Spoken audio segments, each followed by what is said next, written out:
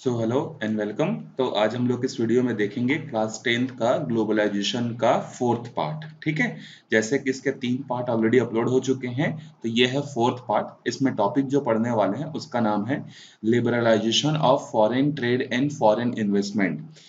Liberalisation के कारण जो है फॉरेन ट्रेड और फॉरेन इन्वेस्टमेंट में किस तरीके से इम्पैक्ट पड़ता है, ये हम लोग पहले डिस्कस कर चुके थे कि जहां पर चीजें सस्ती होती हैं वहां पर एमएनसीज अपना ब्रांच ओपन करती हैं और मैन्युफैक्चरिंग जो है ओपन करती हैं। लेकिन लिबरलाइजेशन से इफेक्ट क्या क्या हुआ ये हम लोग धीरे धीरे करके आगे देखने वाले हैं। We earlier talked about international trade and how rapidly trade grew over the past few decades. जैसे जैसे लिबरेशन हुआ 1991 के बाद से हमने देखा है कि ट्रेड जो है, इंटरनेशनल ट्रेड जो है काफी हद तक क्या हुआ है, इंक्रीज हुआ है, बहुत ज्यादा ग्रो हुआ है। What was the reason for this growth in trade? ये इतना ज्यादा ग्रोथ होने का ट्रेड में रीजन क्या है? Let us try to understand from the following example. Suppose the Indian government levies an import duty on Chinese toy. एक example हम लोग समझते हैं कि क्या इफेक्ट होता है इंटरनेशनल ट्रेड में बहुत सारे फैक्टर्स का। उन बहुत इंटरनेशनल ट्रेड को इम्पैक्ट करने वाला सबसे बड़ा एक जो फैक्टर अगर हम लोग बोले तो वो है इंपोर्ट ड्यूटी। इंपोर्ट ड्यूटी का मतलब क्या होता है कि जैसे बाहर से कोई सामान इंडिया में बिकने के लिए आता है तो गवर्नमेंट पहले उस पर क्या करती है, टैक्स लगाती है। ठीक है, जैसे 100 रुपए का कोई सामान है जिसका ओरिजिनल प्राइस है और वो मान लो यूएसए से आया, तो यूएसए से तो वो 100 रुपए में आए हैं, लेकिन इंडियन गवर्नमेंट क्या बोलेगी, अगर आपको इंडिया में इसको बेचना है तो मैं इस पर 20% क्या करूंगा, टैक्स लगाऊंगा। तो अब वो जो 100 रुपए का जो सामान है ना वो कितना हो जाएगा, 120 रुपए का हो जाएगा इंडियन मार्केट में। ठीक है, तो वही चीज यहाँ पर बोल रहा है कि मान लेते हैं कि इंडियन गवर्नमेंट ने क्या किया, चाइना के जो खिलौने होते हैं, चाइनीज जो टॉयज होते हैं, उस पे जो है इंपोर्ट ड्यूटी लगा दिया। तो इंपोर्ट ड्यूटी लगा देगा तो क्या होगा, what would happen? Indian importers of Chinese toy would have to pay the duty on their imports, so the price of these toys that customer would have a pay will go up. Obvious सी बात है। जैसे अगर ये USA वाला मैंने example लिया था, अब इसी को चाइनीज वाला एग्जांपल लेते हैं। मान लो कोई एक टॉय है जिसकी प्राइस है 200 रुपए बिना टैक्स के। पहले 200 रुपए में मिल जाता था, तो इंडिया के कस्टमर जो है चाइनीज टॉयज को परचेस कर लेते थे। लेकिन अब गवर्नमेंट ने बोला नहीं, अब हम लोग क्या करेंगे, यहाँ पर ये 200 रुपए का सामान पे जो है हम लोग लगाएंगे इंपोर्ट ड्यूटी। और 200 रुपए के सामान पर मान लेते हैं कि इन्होंने लगा दिया 40% इंपोर्ट ड्यूटी। तो जब ये 40% जब इंपोर्ट ड्यूटी लगाएंगे तो ये कितने का हो जाएगा, 280 का। अब आप खुद सोचो, पहले जो सामान 200 रुपए में मिल रहा था, अब अगर वो सामान अचानक से 280 का हो जाएगा तो कस्टमर क्या उसको खरीदना पसंद करेगा? नहीं, वो देखेगा कि 200 रुपए में और दूसरा अल्टरनेटिव क्या है। तो जब इंपोर्ट ड्यूटी लगा दी जाती है तो कोई भी सामान की जो कीमत होती है बहुत ज्यादा बढ़ जाती है, जिससे वो कस्टमर उसको खरीदना क्या कर देते हैं, कम कर देते हैं। Chinese toys would become expensive in the Indian market, so demand would decline. Obvious सी बात है, उसकी कीमत बढ़ जाएगी तो उसकी मार्केट में डिमांड क्या हो जाएगी, डिक्लाइन हो जाएगी, leading to a fall in imports. और अब देखो, अब सामान बिकेगा ही नहीं, तो जो ठेकेदार होते हैं, जो होलसेलर होते हैं, वो चाइना से सामान मंगाएंगे ही नहीं, तो हमारा इंपोर्ट क्या हो जाएगा, कम हो जाएगा। Indian toy makers would benefit and the would be able to sell larger number of their products. लेकिन अब इसका फायदा किसको होगा, जब चाइना से इंपोर्ट कम होगा तो फायदा किसको होगा भाई, इंडियन कंपनीज को होगा। जो लोकल कंपनीज हैं वो अपना सामान बेच पाएंगी, क्योंकि इंडियन कंपनीज के जो सामान है वो 200 रुपए में मिल जाएंगे। तो पहले जो है क्या हो रहा था कि चाइनीज सामान को परचेस कर रहे थे क्योंकि वो ज्यादा सस्ता है करके, लेकिन अब वो महंगा हो गया। तो हमारे यहाँ के जो लोकल, जो मिट्टी के बने हुए, बांस के बने हुए जो खिलौने होंगे वो ज्यादा जो है सेल होंगे। तो एक तो फायदा क्या होता है इंपोर्ट ड्यूटी लगाने से, कि जो लोकल प्रोडक्ट्स होते हैं उनको इंकरेज होता है, उनको जो है मिलता है कि हाँ, उनको समझ में आता है कि यार इंपोर्ट ड्यूटी अगर बढ़ेगा तो फायदा किसका होगा, लोकल कंपनीज का जो है फायदा होगा। तो कई बार गवर्नमेंट जो होती है लोकल कंपनीज को बेनिफिट करने के लिए जो है क्या करती है, इंपोर्ट ड्यूटीज को और ज्यादा बढ़ा देती है। ठीक है, जैसे हमारे यहाँ इंडिया में जो है, जो मिल्क से रिलेटेड जो भी प्रोडक्ट है, डेयरी प्रोडक्ट, ठीक है, डेयरी प्रोडक्ट जो है हमारे इंडिया में आज से नहीं बहुत पहले से चली आ रही है। लेकिन जितना मिल्क हमारा इंडिया प्रोड्यूस करता है ना, उससे कहीं ज्यादा और अच्छे क्वालिटी में जो है ऑस्ट्रेलिया और न्यूजीलैंड वाले जो है करते हैं। और ऑस्ट्रेलिया और न्यूजीलैंड में इतनी ज्यादा टेक्नोलॉजी है कि वो अपने मिल्क को जो है क्या कर सकते हैं, काफी दिनों तक, महीनों भर तक या 15-20 दिन तक जो है एकदम फ्रेश रख सकते हैं। तो क्या हुआ, इंडिया और ऑस्ट्रेलिया में जो है मतलब न्यूजीलैंड, यहाँ से बहुत सारे मिल्क प्रोडक्ट जो है क्या हो रहे थे, इंडिया में आ रहे थे और उनकी क्वालिटी भी अच्छी है और सस्ते भी थे। तो इसके कारण से क्या हो रहा था, जो यहाँ के जो डेयरी प्रोडक्ट्स थे, जो लोकल डेयरी प्रोडक्ट्स थे, उनके सामान नहीं बिक रहे थे। तो गवर्नमेंट ने क्या किया, ऑस्ट्रेलिया और न्यूजीलैंड से आने वाले मिल्क प्रोडक्ट पर क्या कर दिया, इंपोर्ट ड्यूटी बढ़ा दिया। बोला लो अब बेचो यहाँ पे।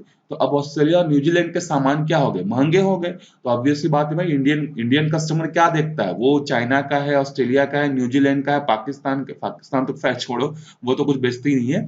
तो ये कहाँ का सामान बना हुआ है नहीं देखते हैं, वो सिर्फ ये देखते हैं कि सस्ता कौन सा है। ठीक है, तो इसीलिए जो है मिल्क सेक्टर में जो है अभी भी इंडिया का डोमिनेंस है, बाहर की कंपनीज जो है उतना ज्यादा अभी हावी नहीं हुई है। क्यों, इंपोर्ट ड्यूटी के कारण। A tax on imports restricts trade because it places an obstacle in the free flow of good।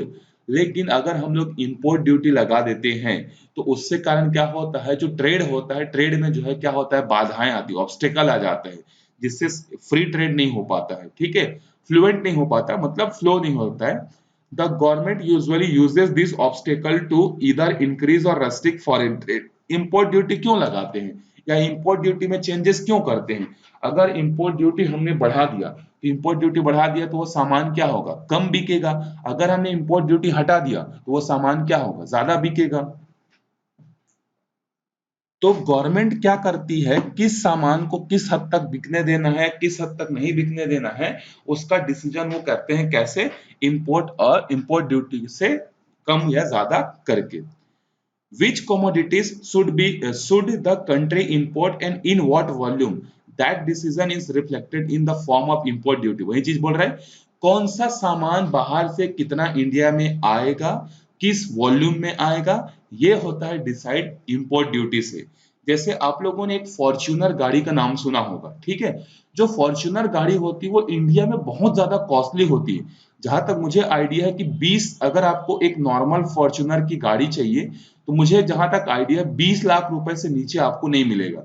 जबकि उसकी जो ओरिजिनल प्राइस है वो उतनी नहीं है, उसकी ओरिजिनल प्राइस जो 10 लाख के आसपास है। लेकिन गवर्नमेंट क्या करती है, हमारे यहाँ के जो कार मैन्युफैक्चरर हैं उनको बचाने के लिए क्या करती हैं, इस पर 200-150% जो है क्या करती है, इंपोर्ट ड्यूटी लगा देती है। इसीलिए फॉर्च्यूनर की गाड़ी, ऑडी की गाड़ी, बीएमडब्ल्यू, ये सब क्या होते हैं, काफी ज्यादा महंगी हो जाती है। ठीक है, तो उसके कारण से वो ट्रेड जो है होता है वो क्या हो जाता है, कम हो जाता है फॉर्च्यूनर का। अगर फॉर्च्यूनर गाड़ी पर अगर इतना ज्यादा इंपोर्ट ड्यूटी नहीं लगाएंगे तो काफी ज्यादा सस्ती होगी, सस्ती होगी तो कोई भी बड़े आराम से परचेज कर लेगा। तो अगर कोई भी चीज बड़े आराम से बाहर की गाड़ियां खरीद लेगा तो हमारे इंडिया के जो कार मैन्युफैक्चरर्स हैं वो तो रोड पर आ जाएंगे।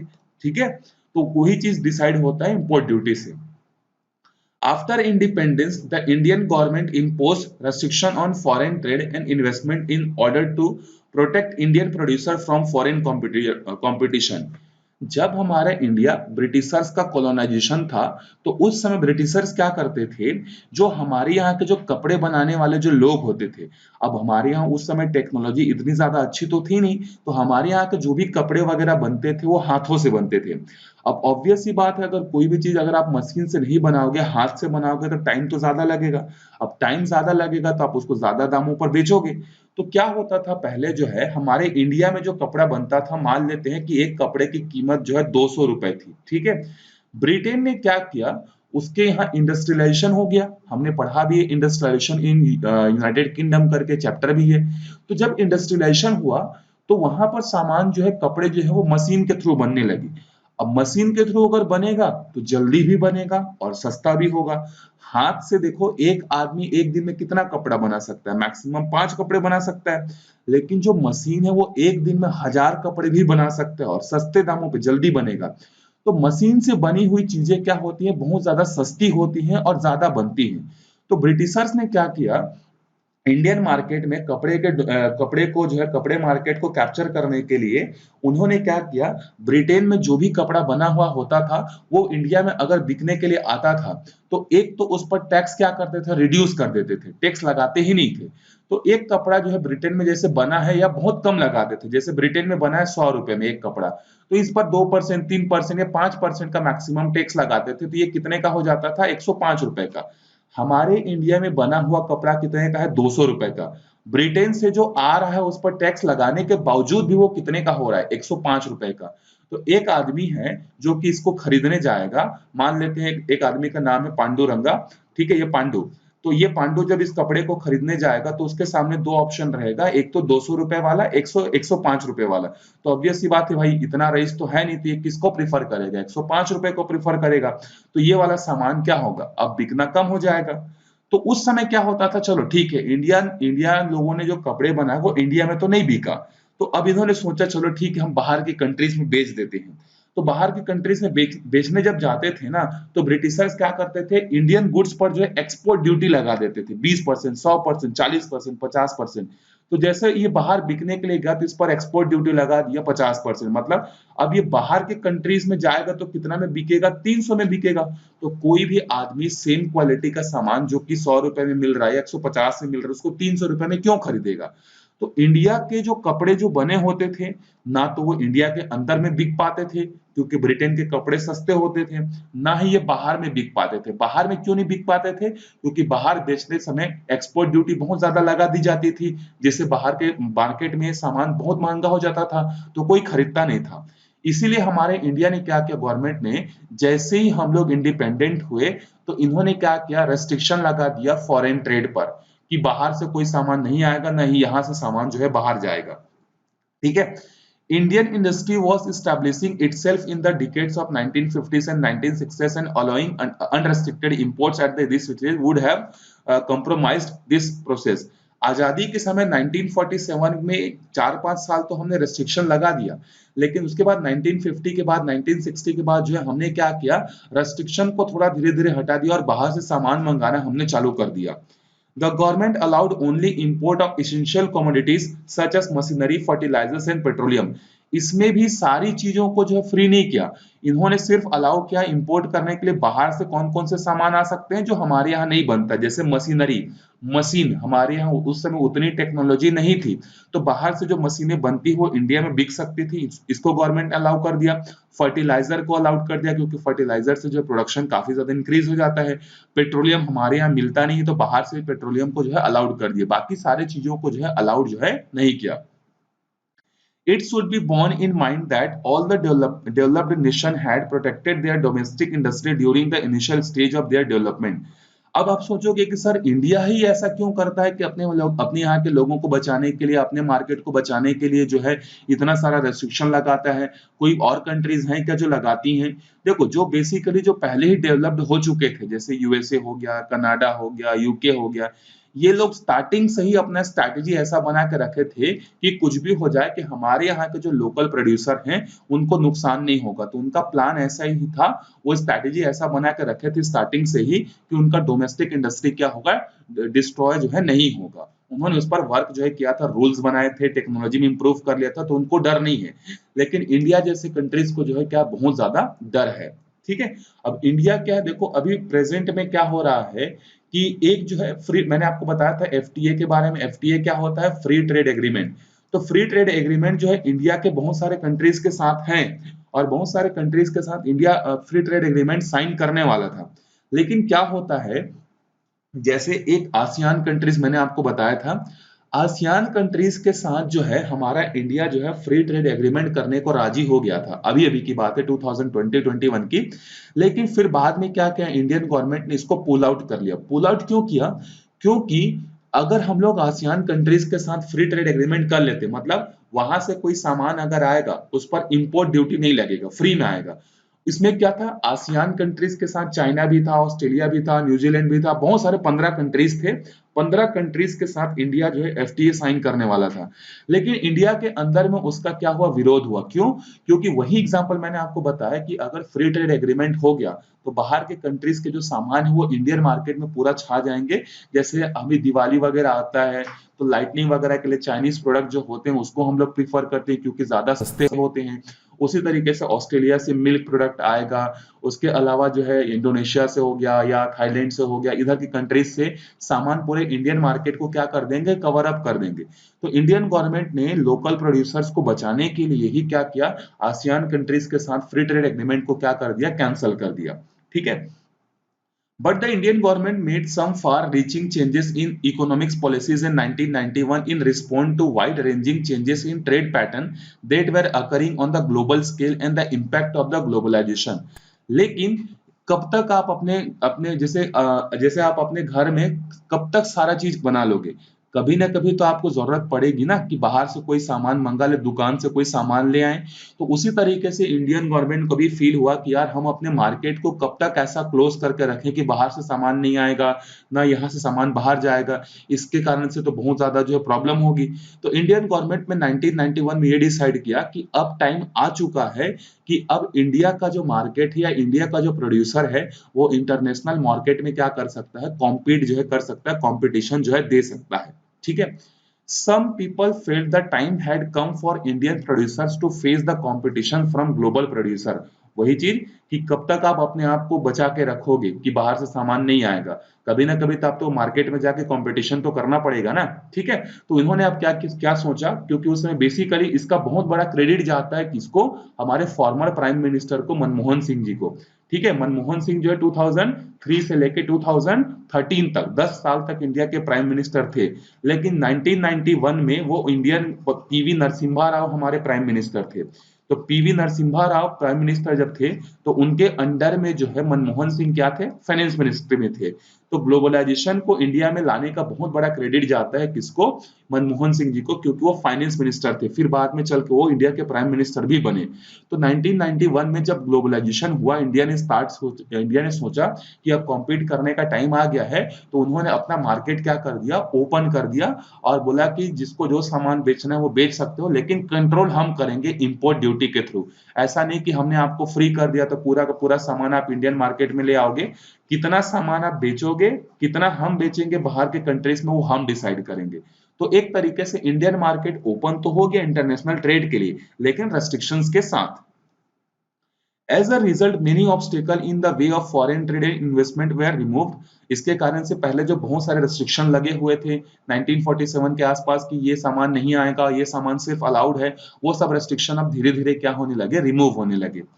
This made import and export of goods easier। अब जब रेस्ट्रिक्शन हटेगा तो इंपोर्ट और एक्सपोर्ट तो आसानी से हो जाएगा। Foreign companies were permitted to invest in the several sectors and were even given incentive to do so।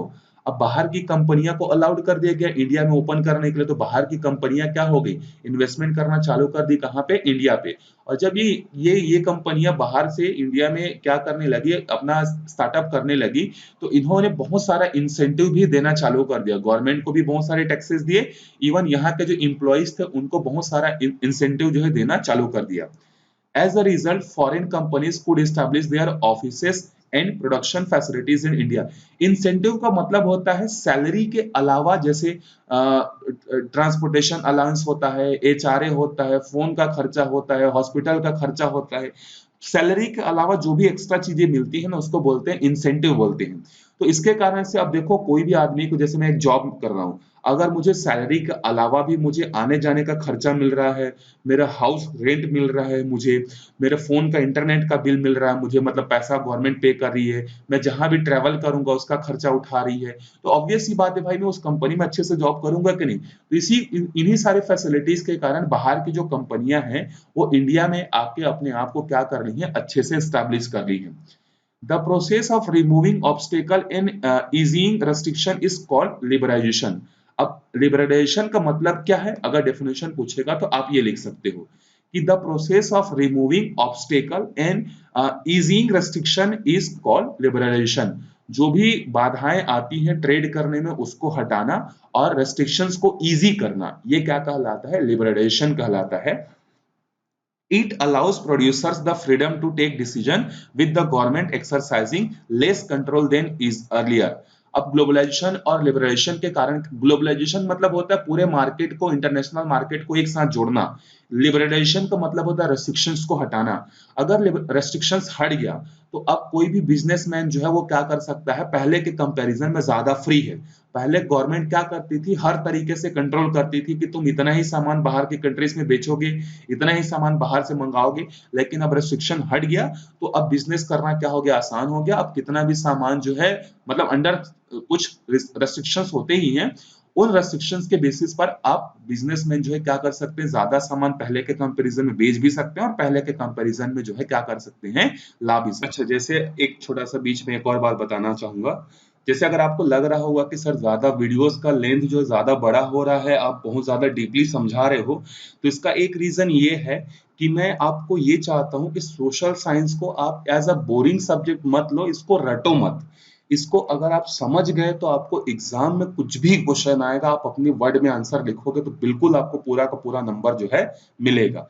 मैं इवन अभी आपको ये भी बताऊंगा कि फाइनल एग्जाम में लिखना कैसे है। अभी मैंने बहुत सारे आप सबके लिए प्लान किए हुए हैं। आफ्टर दिवाली बहुत सारी नई नई चीजें आपको मिलेंगी। मैंने पिछले साल जैसे जो है टेस्ट सीरीज अनाउंस किया था, इस बार भी मैं टेस्ट सीरीज अनाउंस करने वाला हूँ। वो भी कोशिश करूंगा कि फ्री ऑफ कॉस्ट हो, या एकदम अगर कॉस्ट भी हो अगर उसका, तो बहुत ज्यादा चीपली कॉस्ट, बहुत सस्ता हो। ठीक है, तो वो अभी दिवाली के टाइम पे आएगा। मैंने क्वेश्चन पेपर बनाना स्टार्ट भी कर दिया है। फिर उसके बाद लास्ट 2-3 साल के जो क्वेश्चन जो आते हैं उसके भी सॉल्यूशन करेंगे। इवन मैं ये सोच रहा हूँ कि जनवरी से जो है फिर लाइव क्लासेस भी स्टार्ट की जाए। तो आप लोग जो भी चाहिए होगा सजेशन, आप वो बताइएगा। ठीक है, सजेस्ट कीजिएगा। और प्लीज वीडियो को ज्यादा से ज्यादा लोगों तक शेयर कीजिएगा, क्योंकि शेयर करोगे तभी ज्यादा लोगों तक ये जो कंटेंट जो बन रहा है वो पहुंच पाएगा। मेरा पर्पस सिर्फ ये है कि आपको मैं जितना फ्री ऑफ कॉस्ट अच्छी चीजें अवेलेबल करा सकूं वो करा दूं। चलो आगे बढ़ते हैं। Globalisation impact on India. हमने देखा ग्लोबलाइजेशन का इफेक्ट इंटरनेशनल मार्केट पर क्या हुआ, पर्टिकुलरली इंडिया पर क्या हुआ, ये देखते हैं। Globalisation has not had an even impact on all classes of Indian society. जब ग्लोबलाइजेशन हुआ तो ग्लोबलाइजेशन का इक्वल इम्पैक्ट जो है हर क्लासेस पर नहीं हुआ। किसी क्लासेस पर ज्यादा अच्छा इफेक्ट हुआ, पॉजिटिव इम्पैक्ट हुआ। कुछ क्लासेस रहे होंगे, जब क्लासेस का मतलब ये होता है अलग अलग सेक्टर्स, तो कुछ सेक्टर्स ऐसे रहे होंगे जिनको बहुत ज्यादा बेनिफिट हुआ होगा, कुछ सेक्टर्स ऐसे होंगे जिनको बहुत ज्यादा नुकसान भी हुआ होगा। उसी को हम लोग देखेंगे। The increasing competition between India and foreign producers that globalization has brought has benefit consumers. सबसे ज्यादा जो बेनिफिट में थे वो थे कंज्यूमर, जो खरीदने वाले थे। ग्लोबलाइजेशन जैसे ही हुआ अब लोगों के पास ऑप्शंस बढ़ गए। जैसे मैंने आपको सबसे स्टार्टिंग के वीडियो में बताया था कि अगर आपको कोई खाना खाना है तो पहले आप अपने गांव के अंदर ही खा सकते थे, बाहर नहीं खा सकते थे। तो आपके गांव में जो जो सामान बनता रहा होगा सिर्फ आप उसी को खा सकते थे। लेकिन अब ऐसा हुआ कि आप कहीं भी घूम घूम के खाना खा सकते हो। तो आपको अलग अलग ऑप्शन मिलेंगे कि नहीं, कि यहाँ का बिरयानी अच्छा बनता है, यहाँ का खीर अच्छा बनता है, यहाँ का एग रोल अच्छा रहता है, यहाँ का डोसा अच्छा रहता है, यहाँ का गुपचुप अच्छा रहता है।